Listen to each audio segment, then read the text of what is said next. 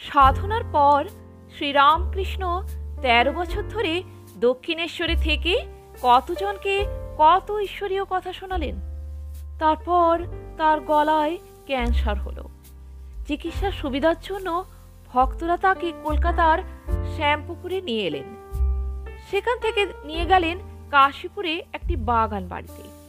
এই কাশীপুরেই 1886 খ্রিস্টাব্দের 16ই আগস্ট তিনি দেহ ছেড়ে চলে গেলেন। তার দেহ ছেড়ে দিলেও যাবেন আর কোথায়? দেহ তো আমাদের পোশাকের মতোই, পোশাক ছাড়লেও আসল মানুষ তো থেকেই যায়।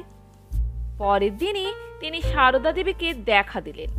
হিন্দু মেয়েরা যেমন বিধবা হওয়ার পর গায়ের গয়না টয়না সব খুলে ফেলেন, সারদা দেবীও তাই করতে যাচ্ছিলেন।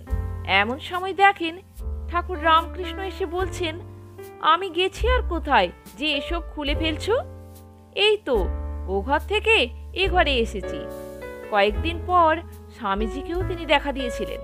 তারপর স্বামীজি এবং আরো অনেকে বহুবার তাকে দেখেছেন, তাকে স্পর্শ করেছেন, তার সঙ্গে আলাপ করেছেন।